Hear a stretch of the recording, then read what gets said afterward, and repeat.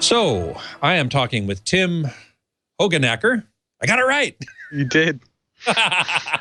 Re-recording mixer at the Formosa Group.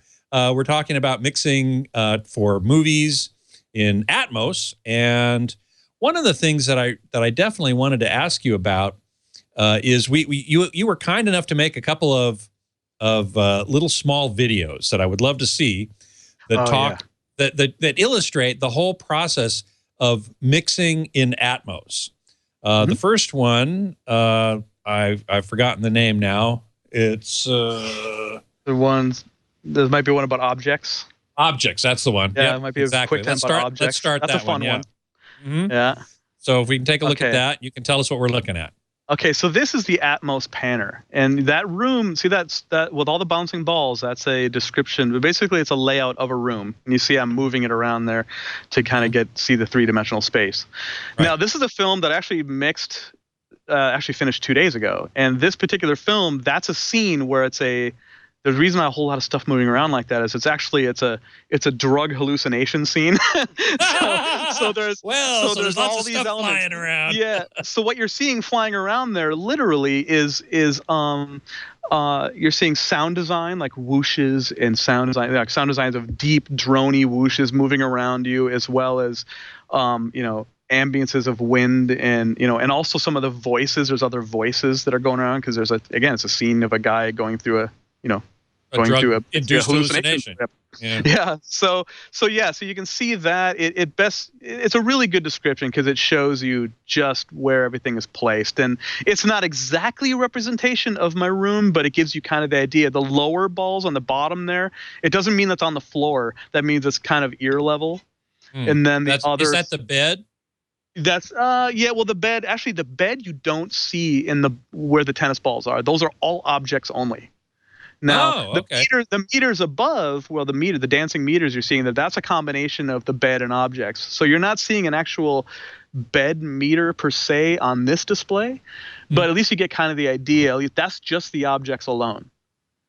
And you can see a lot of stuff going on there. And of course, this is this is pretty extreme. Usually doesn't go quite crazy. And I've seen some theatrical films where there'll be twice as many of this stuff and it's just flying all around going nuts. But sometimes it gets to be too crazy. Sometimes it just becomes a wash if there's too many layers of things going on up there. I just saw, speaking of effective use of Atmos, I just saw the movie Kubo and the Two Strings from Leica Studios up in Portland. And part of the story is the kid, Kubo, plays his magical shamisen, and sheets of paper fly up and fold themselves into origami characters and fly all around the room. And I just thought that was a beautiful use of Atmos. Yeah. Oh, yeah. There's very effective ways of doing it. We're still in a little bit of the Wild West in that, the Atmos technology, the immersive sound technology in general is still a little fresh. It's only been going on for a few years now. So we're all still learning.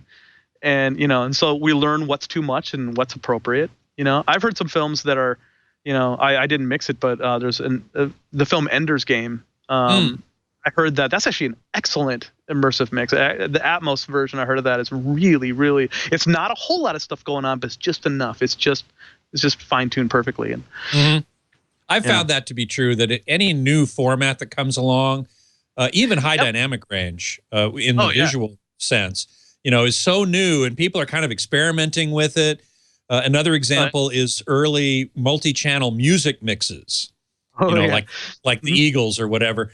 These very early multi-channel mixes where some cowbell would come clanking at you from the surround. And I'm going, man, that is just people trying to experiment to figure out what the hell they're doing. Now it's much better.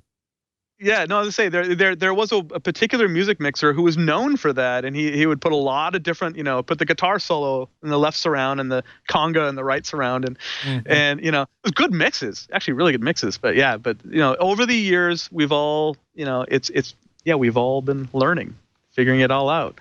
Right.